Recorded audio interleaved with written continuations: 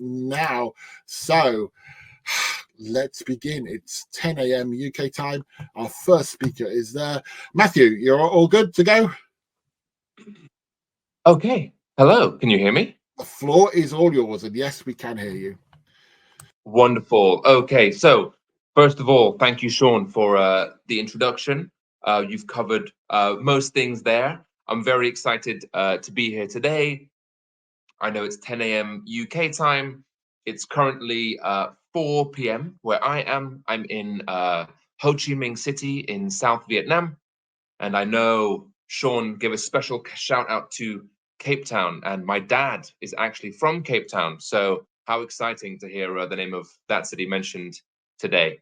I would love to say hello to everyone from every country, but we just don't have time. We have far too many people from far too many interesting countries joining us today. So hello, and I'm really honored to be the first guest speaker today for our sessions. So let's have a look at what we're going to do today. This is the agenda that I've put together. And the first thing I want to look at is, what is creativity? Why is it important? How do we think about it? And how will it benefit our students in their later lives? The second thing we'll do is look at Bloom's taxonomy, which is a framework for how we think about creativity and critical thinking. I'm sure many of you will know about that already, but I thought it would be useful to do a little exercise and have a little look at it. Then I want to spend a few minutes looking at questioning styles, so how we can change the way that we interact with our students in the classroom to elicit more open-ended, creative ideas from them. And then for the last, I think around half of the session, I really want to focus on practical activities. So there's going to be a good amount of theory at the beginning, but then a really good amount of practical ideas for you, so you can go away and implement these in your classroom whenever you start teaching again. And I always think that as long as you can take away one idea from what I'm going to show you today, then that is a success in my eyes. One good activity that you can run in your class and goes well, and a new idea, I think that's always a great thing when I finish my sessions. So let's get started. Right. So what do we think of when we think of traditional creative subjects? So I think students and teachers and parents often think of creative subjects as those that revolve around producing an artwork or a performance, right? These kind of traditional ideas that we have of creativity and creative people. It's making something. But actually, I think it's really useful to get away from this idea and try and think of ways we can inject creativity into all of our lessons. And that means lessons that we think of as being more academic, or subjects that we consider to be more academic, or lessons that we consider to be more test-oriented, right? So subjects that we seem to feel are more rigid, trying to inject some creativity into those subjects. And the idea is we want to help our students not necessarily only develop creativity, but also to have them be able to be more adaptable, to come up with new ideas much more quickly, and to be able to find new solutions for problems, right? And that's what I think of when I think of kind of creativity in this sense. Next slide. Right. So the following slides are a little bit messy, and I'm sorry if you're looking at this on a tiny little phone screen, but I just picked out some headlines from some blogs and some websites to sort of reinforce. These are from like LinkedIn and other employment websites, just to reinforce that actually creativity is such an important skill that is being looked for in Gen Z, Gen Alpha, the next generation of students that will be coming up through their kindergarten, primary school, middle, high school, and university years and joining the workforce, right? So you can see here, there's a few examples here that just show how important these companies are when they say they're looking for creative employees. So these companies, they're not looking for musicians or painters for their businesses. They're looking for brand new employees that are able to think outside the box, come up with novel ideas or ways of solving problems, and applying what they know to new scenarios, right? They really want employees who are adaptable and creative like that. They probably have someone to make their music for them, right? They don't need a musician or a painter for their business. That's not what they mean.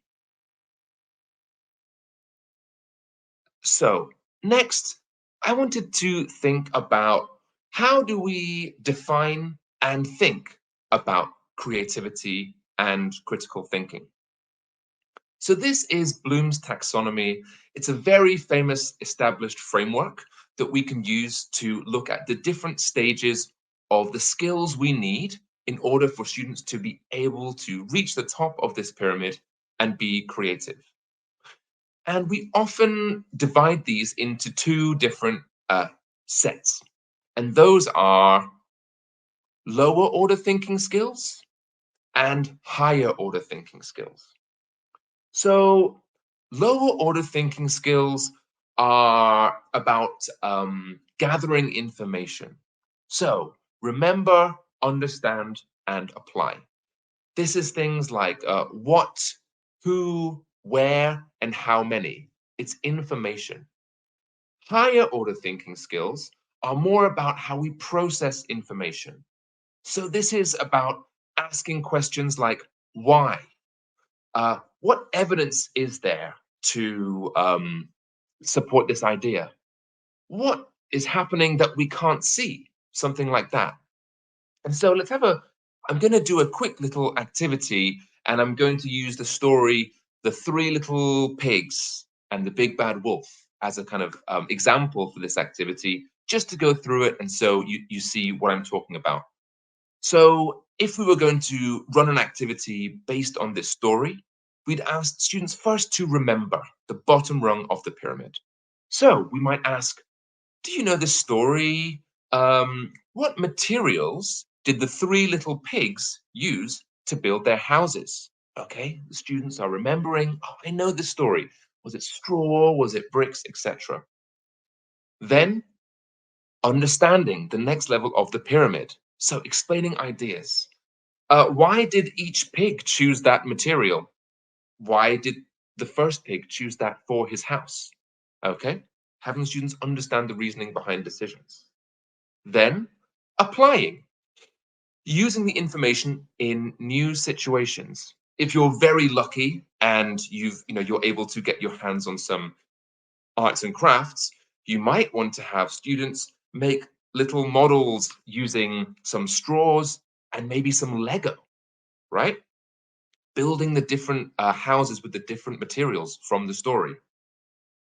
Then the next step would be analyzing, making students really think about what's going on. So, which house is stronger, the Lego brick house or the straw house? Why do you say that? Okay, so that's analyzing the information from the story. Then evaluating. This is nearly the highest level, just under create. We have students evaluate. So we might ask them to discuss, do you think the first pig and the second pig made a good decision by choosing these materials? Why or why not? They might say the pig with the bricks made a good decision because bricks are stronger than straw.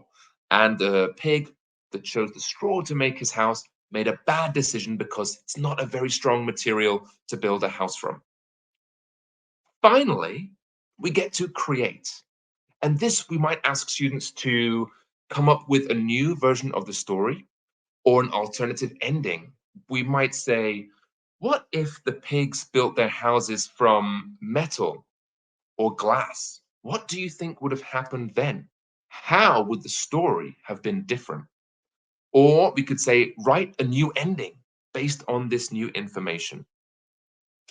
So that was just an example of what Bloom's taxonomy is and how the different levels, like a real life example of what they are, instead of me just telling you the definitions.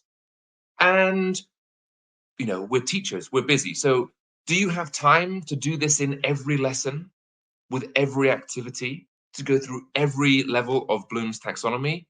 You might not do, because we have exams, we have time, we have lessons we need to get through, there's a curriculum. So don't feel that you need to be doing this for every single activity in your class. It's not possible. You're only human, right? But it's good to start thinking about things in this way, starting to stimulate students and thinking yourself, how could I apply another level of critical thinking and creativity to this activity, right? How could I do that to really get the most out of my students' ideas? So we'll have a look at how we can do that today. And I hope that was a little bit useful. So this is a quote that I really like.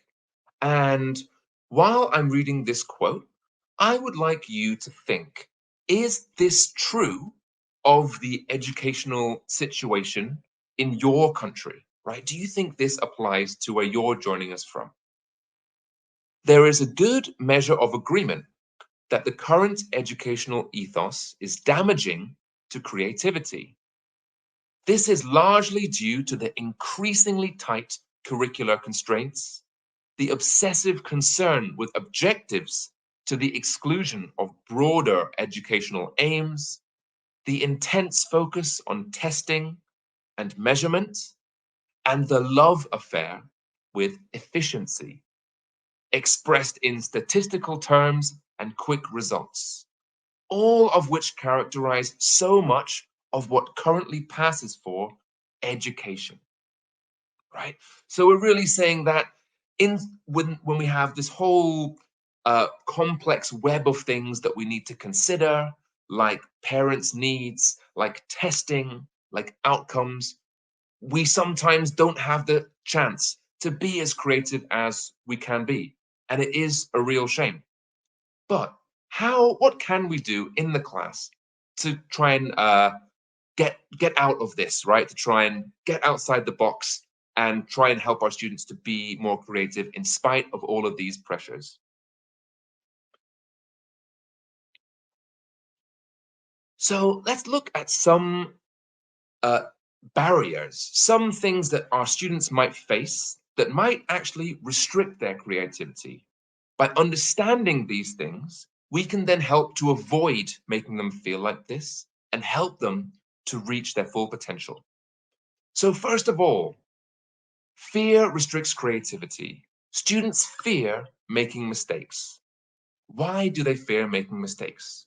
Number one, they might feel embarrassed by being wrong in front of their peers, right? Students are social creatures. They don't want to get a wrong answer in front of their friends. They might feel stupid, right? They're young, they're developing. Aspects of the classroom are very, very important to keep in mind. Second of all, they're scared of being punished. I've seen in classrooms a student gets a wrong answer and a teacher actually shouting at the student and saying, "No, that's wrong. You should know this already. We've learned this in our class." If you do that, do you think a student the next time will feel comfortable in raising an idea or answering a question? Maybe not. They might feel more comfortable, and I'm sure we've all seen this many, many times. When students don't feel confident, they will just shut down and not even try and just say, "I don't know." Or even just stay quiet. They would rather do that than to make a mistake or be punished.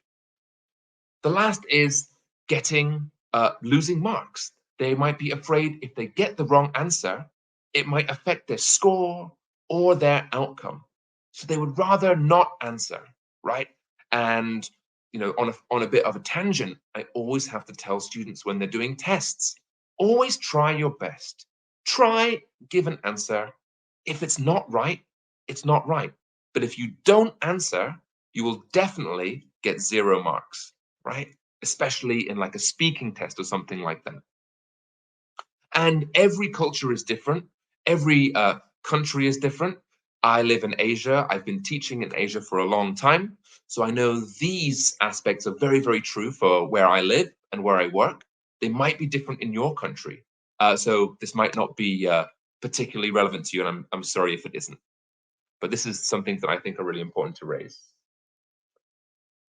So how can we create an environment where students feel comfortable being creative, exploring, and feeling that their answers are valid, right? Feeling that they can take risks and be creative, and no matter what they say, what they contribute to the classroom is just as valid as anyone else's contribution. So, first of all, we need to be asking open ended questions. So, it should never be a yes or no answer. If we have a picture of a boy, I don't know, eating birthday cake, right? We don't ask, does the boy feel sad? Because then the students can say no. Do we say, does the boy feel happy? No. We should ask, how does the boy feel? Okay. A student might say, he feels angry. Another student might say, he feels delighted or hungry. All of those are open ended and they give us a bit more, they give us a springboard on further questioning, which brings me to my next one. We want questions to be explorative. We should invite students to give different answers and different ways towards getting that answer. So one student might say, he looks happy. Well, why do you say that? Oh, because he's got a birthday cake. Another student might say, well, he looks angry. Well, why do you say that? Oh, because he's not smiling, right? So the idea being any answer can be correct as long as students are comfortable justifying that answer. And we're just exploring, we're getting their ideas, and you'd be surprised, right? With young students, they can be so that when they're stimulated and when they're interested in something, they can come out with some really amazing ideas. Next, they should be non-judgmental. So if there should be no consequences for getting a wrong answer. Okay, if a student gets the wrong answer, we shouldn't just say no. We should say, why did you say that? Why do you say the boy is angry? Well, I was looking at his face. And what does he have on his face? Well, he's smiling. Hmm. Do people smile when they're angry? No. Okay, so do you think he feels angry? Maybe not. Okay, so well, if he's smiling, how do you think people usually feel? Well, maybe he feels happy, right? What we're doing there is we're helping students to justify their answer. They're reflecting on why they've given their answer. And the next time, even if they're not sure, they know they can try and that you will help them to get the right answer, right? We're not judging them, we're always helping them. Okay, anyone has a chance to contribute to what we do in the lessons.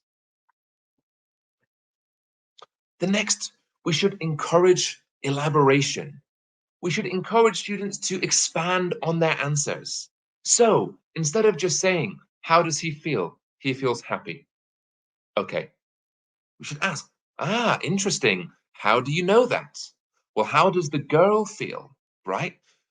Elaborating, having students to say more.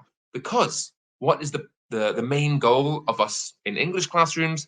Getting students to speak more, to explore more, to practice vocabulary, giving them as many options to use English as they can. And we do that by having them elaborate, by expanding on their answers, and they will really, really learn a lot by doing so. It's a really important aspect of the way that we can encourage non-judgmental and elaborative questioning in our classrooms. The next is stimulating, right? We should be asking students questions that they're interested in. You know, students love it when you can relate something back to their personal lives. You might say, for anyone who lives in Asia, you might say, maybe the boy feels like that because he was watching Doraemon. Students, their mind will just explode. Oh, the teacher knows Doraemon. Wow, I love Doraemon. Maybe that's also how the boy feels, right? Having it stimulating, not asking the students, do you think he enjoys doing household chores? Yeah, probably not. Linking it back to something that gets students stimulated, that gets them interested in what you're talking about, is going to make a lot more students want to contribute, and a lot more students feel interested in what's happening in the kind of activity in the classroom. And lastly, we have why. So always asking students why. We never just leave an answer. I always have to have my students tell me why they've given an answer, right or wrong. Sorry, I'm just plugging in my laptop quickly. The reason is, yes, a student might have got a right answer, but we want the other students in the class to also know why they got that right answer, right? We want the students might have got the wrong answer and they're thinking, oh, I don't know why he said that. When we have the student explain how he got there, or how he or she got there, that means that other students are then able to see, okay, I didn't realize that. Okay, so always asking students why in every situation. Right, I need to go ahead to the next section. So how can we encourage creativity? How can we encourage it in the way that we design activities, in the way that we have students work together?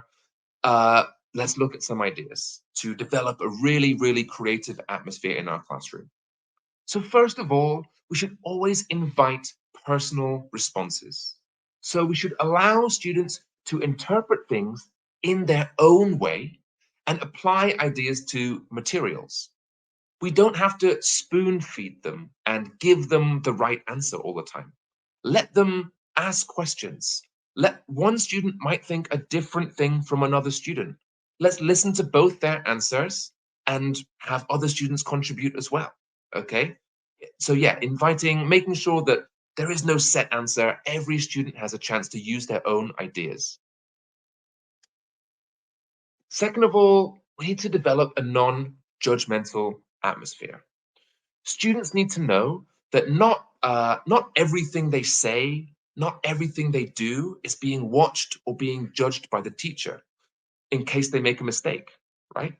We should try and focus on what students are trying to say to us rather than concentrating on the way they're saying it, especially if that's wrong, right?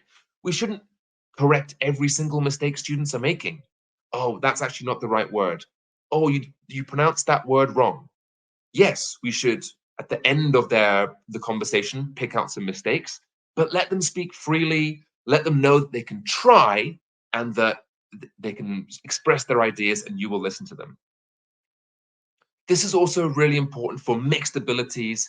If you have lower level students in your class, it's really important to let them know they can contribute, they can ask, and that you will never dismiss their answer if it's wrong. Because if you do, they won't ask again.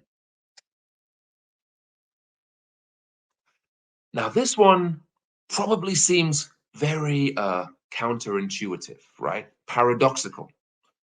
Create constraints. So we need to create a framework in which our students can be creative. So by limiting, for example, what students can write, it means they don't have the pressure to write about everything, right? If you say to students, write a story with as many characters as you want, can be as long as you want, and it can be about anything you want, they will be paralyzed because there's too many things for them to think about, right? Where do I start? Where do I stop? By telling them, okay, you have to write 100 words. Choose 3 characters, 1 good character, 1 friend, 1 bad character. Think about what happens. Where does it happen? Just by giving them these constraints and this scaffolding, they're able to be creative, but they're being creative within a framework that you've offered to them. So they don't feel overwhelmed. They don't feel they have to cover absolutely everything. I know it seems, yeah, create constraints, have students be creative, but you'd be surprised, especially with younger students. And the 4 golden principles. These are acknowledge, listen, challenge, and support. So when we acknowledge students, we acknowledge every student is different. We acknowledge their individuality.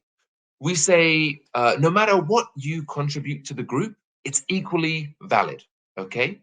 You will not have we have our A students, our kind of, top students, we have our middle students, and we have our lower students. The lower students need to know they are valid in our class, and whatever they contribute, we will listen to and we will engage with just as much as an answer from one of our top students. Second, listen. We need to learn to listen carefully without prejudgments to what students say or what they try to say. We're teachers, right? We sometimes meet our students once a week. We sometimes meet them 3 or 5 times a week. If we have a student that often gives wrong answers, it's very easy to assume that every answer they give might be wrong, right? But is that really fair on that student? Every time they try, we should listen to them without any judgment. It's like the first time they've ever asked us a question, right? Because again, they might give us the wrong answer.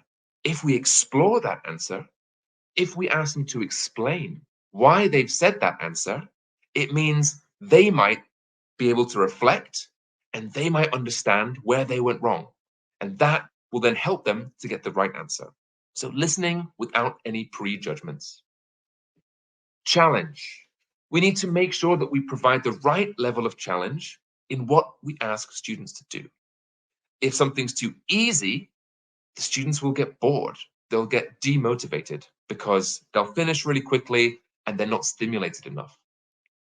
If it's too difficult, they'll again be demotivated because it's too difficult. They begin to doubt their own abilities. They think, oh, I can't do this. I'm not smart enough. I don't have the correct ability.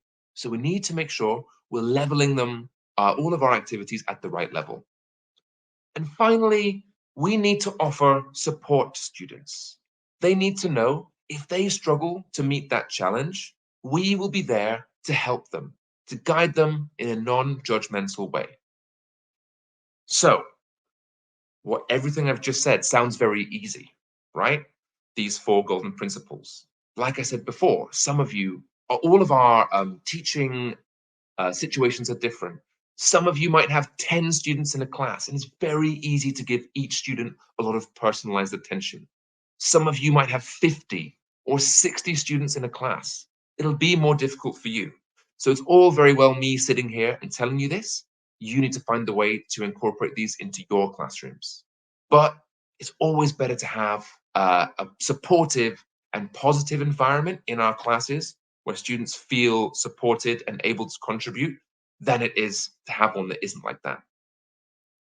So finally, the last one is, this is a bit similar to acknowledge in the previous slides, but I wanted to elaborate a little bit. And that is that students perform at their level. We can't expect all students to produce the same level of detail. We can't expect every student to give a perfect answer like our top students, okay? When our lower level students give an answer, we need to praise them. Say, that's great. Good job for trying. Well done. It's okay. You didn't get it right, but well done for raising your hand and well done for trying to contribute. So that was the last one. And those are, I think it was 5 different steps that we can take to help our students feel more confident, to feel valued, and to feel that they're able to contribute and to be creative in the class, right? And not just feel, oh, well, I don't know the right answer, so I'm not going to try. That's not what we want. We want them to say, I don't know, I'm not exactly sure of the right answer, but let me try. And I know the teacher will help me to get to the right answer if I don't get it right. And I wanted to share another quote with you guys, which will lead us into the second part of the session. This is the practical ideas now. So we've done about 30 minutes of me just sharing my ideas about creativity. And now I want to talk about how we can, in the classroom, we can develop activities with quite minimal preparation, but that will really help to develop our students' creative mindsets in our class. So one way of adapting course books so that they foster creativity is by opening up their closed activities so that they invite a variety of personal responses instead of requiring all the learners to give the same correct answer, right? So how can we just take our textbooks that we use in class and make them just choose activities that help our students give their own ideas without doing hours and hours of preparation or looking through the internet for ideas. Here are just a few different activities and some simple steps that you can use to run these activities in your class. So the first one is a story lesson. And I know many teachers often skip past the story lesson in their lessons because they don't have time.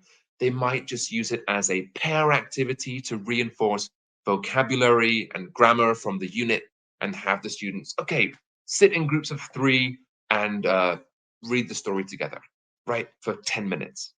Well, here's something that we can do that makes it a little bit more interesting, a bit more engaging, and it's just a little bit of fun for our students. So you need to you need to prepare one copy of the story with all of the text removed. You can do this on PowerPoint, on the classroom presentation tool from OUP, if you've got that package, or on Paint. It takes 2 minutes. Then print 2 copies, right, for each group. So the first thing we do, we put the students in groups of 3. I will give you the screenshot of the instructions after this, don't worry, and we'll go through them together.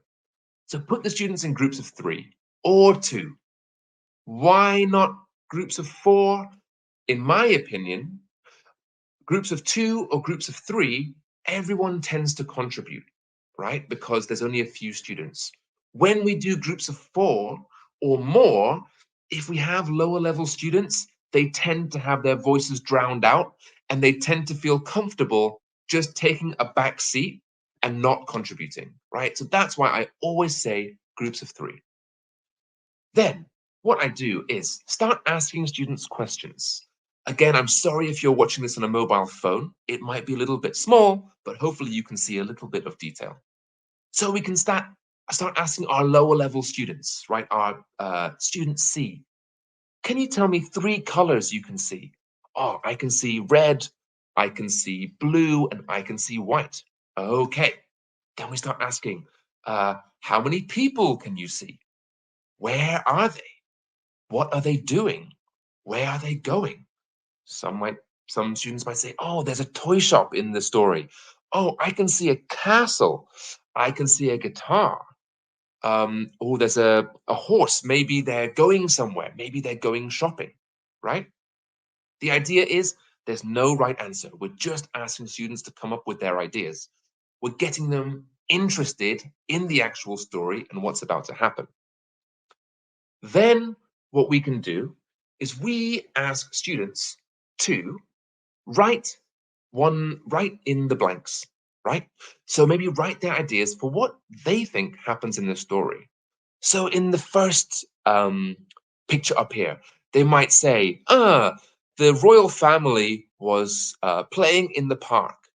The boy says, "I want to drink some water." And the mum says, "No, you can't. The water is dirty," right? Because we can see there's some water in there. Another group might say, the boy says, "I want to play with the boat," because this boy here has a boat. And the mum says, "Okay, you can go and play," right?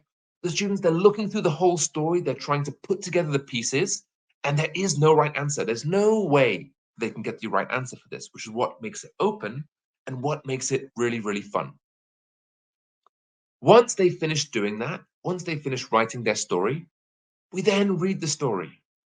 So we show the story on the board and we play the audio track, or we let the students watch the video. Okay, so now they know what happens in the story. And we ask them, "Okay, did you get it right?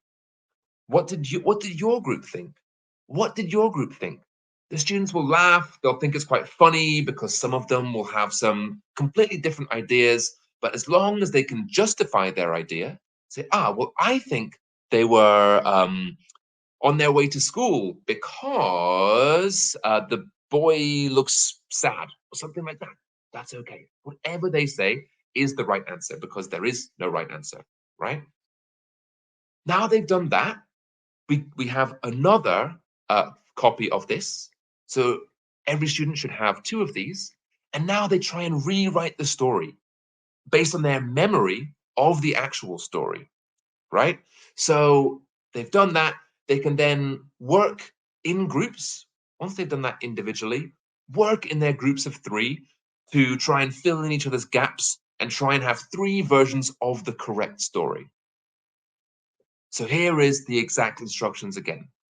Again, this all depends. You guys can change this, make it flexible, however you want to run it. You only need to create two copies of the story with no writing in it. Okay, so it's really simple, easy to set up. And by the time the students read the story, they're really interested, they're really engaged, and they're going to retain the information much, much more deeply than they would if you just said, sit in pairs and read the story together. Okay, so that's my first idea for a creative activity we can do in the class. The second one I love to do is called looking 2 by 10. And this one is very, very simple. What we do is we have the students look at a picture. And again, they'll be in groups of 2 or in groups of 3. And we say, you have 3 minutes to write 10 sentences about the picture. And I've taken this from Let's Go. And there we go. 3 minutes to write 10 sentences about the picture. We can do anything, right? We can say, every sentence must have a noun, a verb, and an adjective. So it might say, the girl in the red dress is happy. The boy and girl sitting under the tree are eating, right?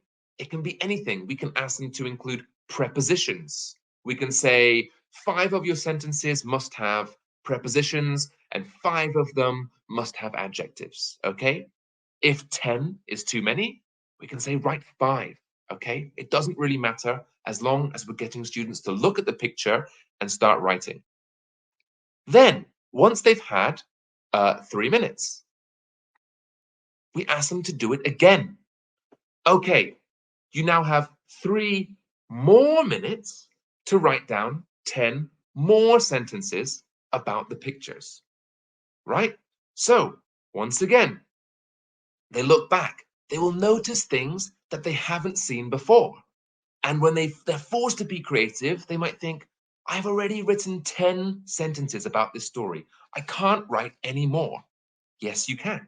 You have to. They can talk about the blue tablecloth under the cake. They can talk about the white in the window over there, right? They can really be completely free to make any sentences they want. So, this activity, can they do, or why do we do it twice? We do it twice to encourage students to push beyond first impressions and beyond just what they first see. When they do it twice, they can notice new things they might not have seen before. And can we do it 3 times? Absolutely. Can we do it 4 times? Absolutely. The students might want to keep doing it, right? And yeah, there is no limit to what we can do. Again, with this, we open up the book. Okay, look at this picture on the screen, write 10 sentences, go. 10 more sentences, go, right? It's really, really fun. So that's 2 activities already. Another one I love to do is called Step Inside. So this is, again, similar to the previous activity. We just show the students a picture and we ask them, what happened before this picture? What will happen after this picture? How does this person feel? How do you know? Why do they feel this way? The idea is there's absolutely the students can't know. They have to make up their own ideas for what's happening in the picture. So I've taken this from Everybody Up and we'll ask the students, what happened before this picture? They might say, oh, the family just got back from a trip. Well, why do you say that? Oh, because the dad is hanging up the keys. Okay. Another student might say, oh, the family is getting ready to go to school. Well, why do you say that? Ah, there's a school bag. The girl is collecting papers. The dad is getting ready to drive, right? And then we say, okay, what will happen after this picture? Anything. Oh, they tried to go to school, but the car is broken. A dinosaur came to the house and ate the whole family. It doesn't matter. As long as they're practicing their vocabulary, practicing their grammar, coming up with ideas, it's all a bit of fun. Then we can ask more specifically, how does choose a person and tell us how they feel?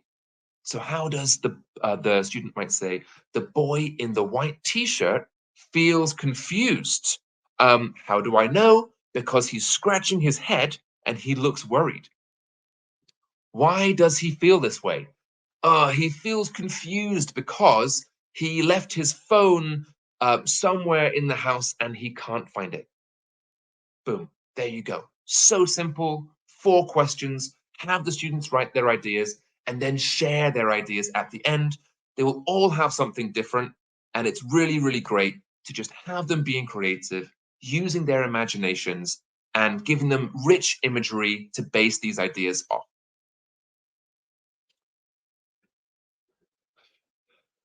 Um, Probably going to skip this one. Well, I just wanted to bring your attention to some of our activities in the OUP books have actually got great ideas for this. So, for example, in Oxford Discover 2, I found this great activity, which is really fun. And we ask students to make a crazy subtraction poem by replacing the colored words with your own. Okay, so we have 25 cows or 20 cows sat in some trees. 5 fell down and hurt their knees. How many cows were left in the trees? They can replace those words with anything they want to have it's incorporating logical thinking, it's incorporating creativity, and they're using different skills from maths, and they're also practicing English, practicing fluency, and it's, again, just a fun activity from Oxford University Press, Oxford Discover. A great textbook. If you don't use it already, I'd really recommend it. One of my favorites. Next, make your own story. So this is a really fun one. And what we do with this one is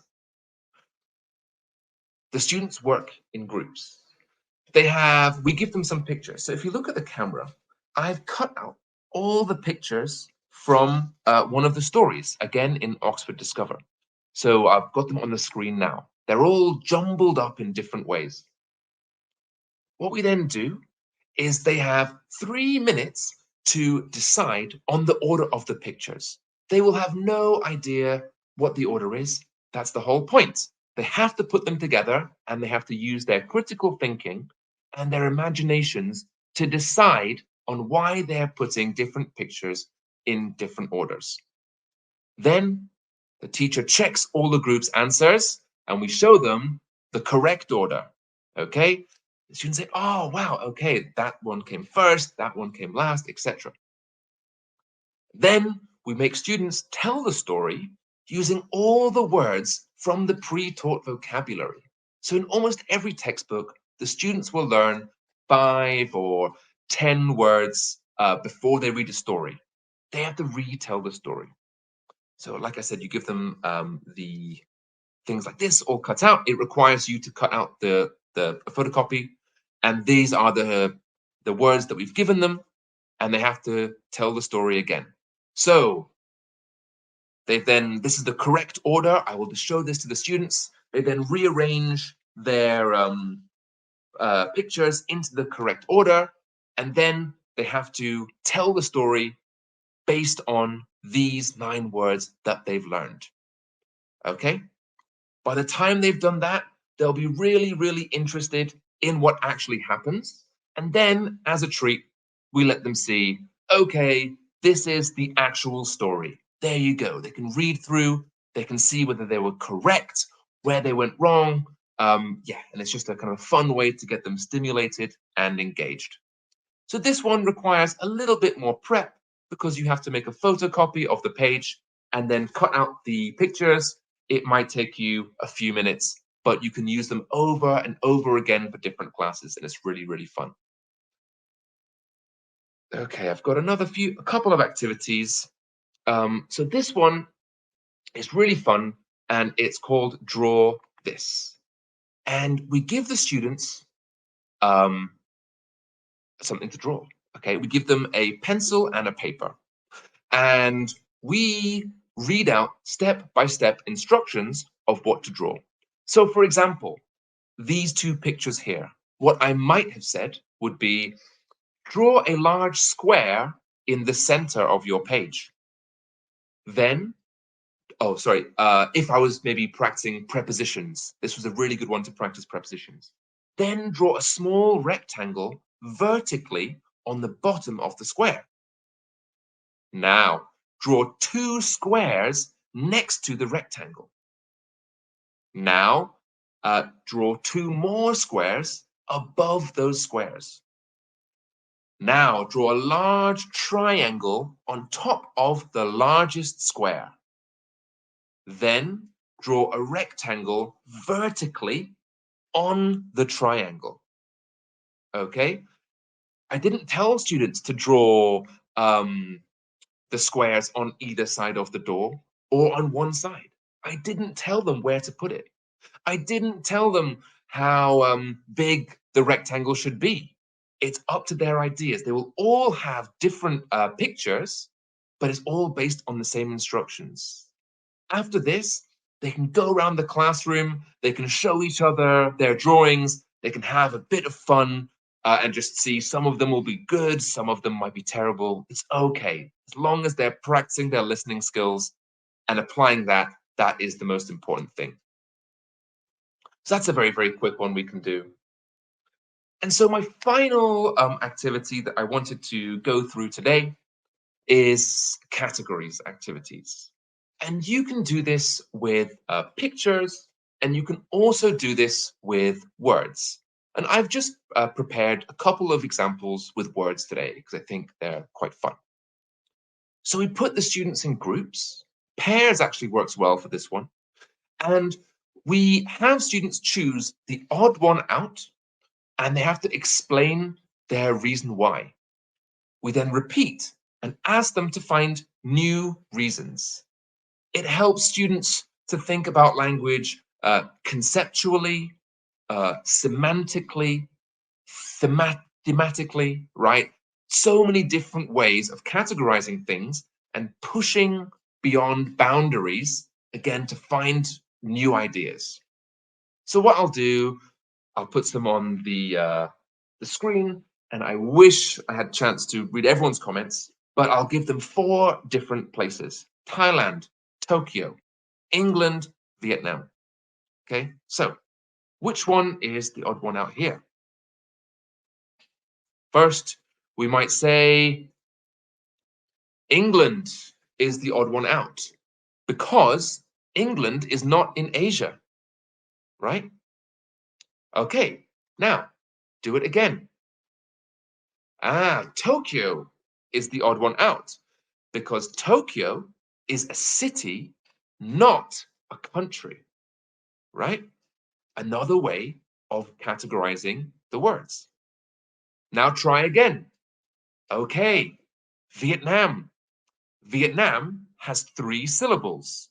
Thailand, Tokyo, England, Vietnam. Okay, it's just a different way of them categorizing those words. Try it again. England. England has no T. Thailand, Tokyo, Vietnam all have a T. England doesn't have a T. That's why it's the odd one out. Okay? So there we go. We've given the students 4 different words, and just by saying, do it again, do it again, do it again, they're having to really be more creative in the way that they're doing things. And honestly, you'd be shocked at the things your students will come out with. They'll come out with things that you had no idea about. Okay, so it's a really fun way of doing this. Thank you, Sean. I see that I have 9 minutes left, and I'm nearly finished. Just one more example of this. So here I've got 4 more words. I've got cat, kangaroo, koala, wombat. Right? So how can we categorize this? The first time, students might say cat. Cat is a household pet. Okay? So do it again. Well, kangaroo, koalas, and wombats are only found in Australia. Okay, so again, cat is the odd one out, but for a different reason. Then, try it again. Wombat. Wombat is the only one that doesn't start with a sound. Okay? Cat, kangaroo, koala, wombat. Wombat's the odd one out, right? Then we ask them to do it one more time. Okay, cat is the only word without a letter O, right? Kangaroo, koala, wombat all have an O, cat does not. So there you go. That was the categorizing activity. And that actually brings me now to nearly the end. So I'll just do a quick recap of what we've gone through. We looked at what is creativity, how do we define it, why is it important for our students, okay? We've looked at Bloom's taxonomy. I used the example of the 3 little pigs to explain the lower order thinking skills and the higher order thinking skills. We looked at questioning styles, making our questions open-ended, non-judgmental, explorative, and helping our students understand that they can ask anything and it doesn't really matter about the right or wrong answer.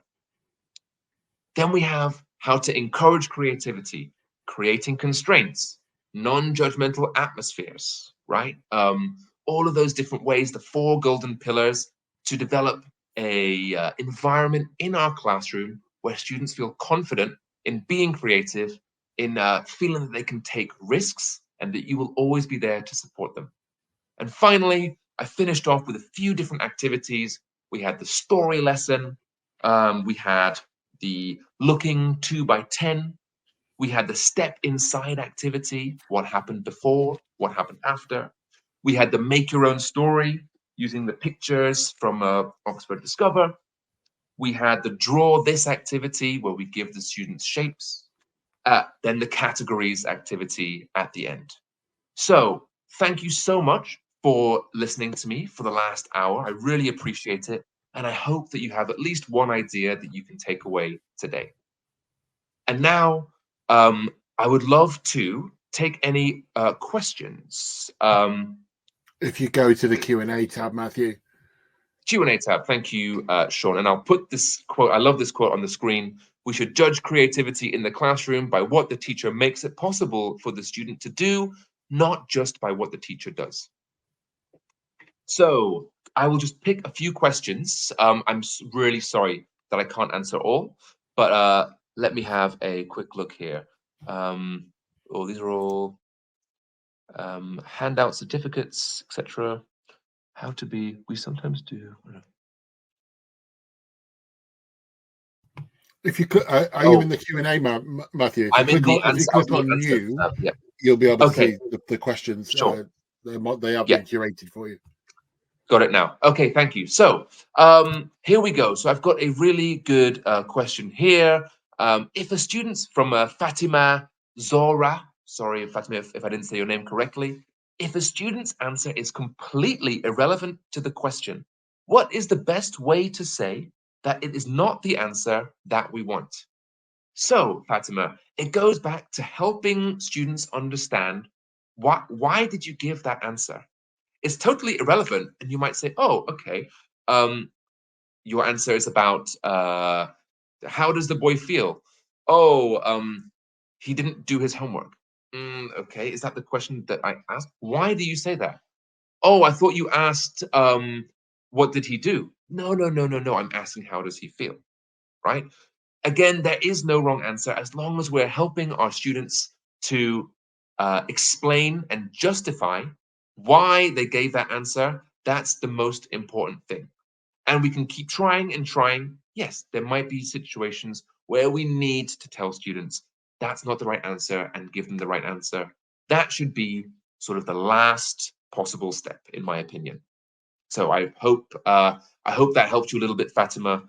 There we go. What do you think? Probably got time for one more, Matt. One more? Okay, thank you. Oh, so many great questions. How can we deal with open-ended questions and follow-up questions when the students do not have enough language to express themselves? So this depends. First of all, if your students don't have the language to express themselves, but they're still really desperate to answer or to contribute, that's amazing, right? We really, really want to encourage that. So what I always do in my class, I always have an English-only policy. No student can speak Vietnamese, Thai, Spanish, French. It doesn't matter. But if a student really wants to contribute and they don't have the language, they can raise their hand and they can say, "Teacher, can I ask in Vietnamese to one of their friends or the teaching assistant or something like that, or me if it's not too difficult?" And I will say, "Yes, you may." Then they can ask, and I can say, "Oh, I will translate their question into English. Oh, so your question is, why does the A, B, C, with the C, D, E?" Okay, and this is the answer. And then we give them to do that. We answer in English. So they might not have the language to express themselves, but we don't just want to let them speak in their first language whenever they are too lazy. The last resort is always ask if you can speak in your first language. I will give you permission, and then I will translate the question and respond in English. So, thank you, everybody. I really appreciate, once again, you attending my session. I hope you learned something useful, and I'm really excited that you all get to experience another 2 sessions today and 6 more sessions on 3 on Friday and 3 on Saturday. And I hope you learned something today. So thank you very much.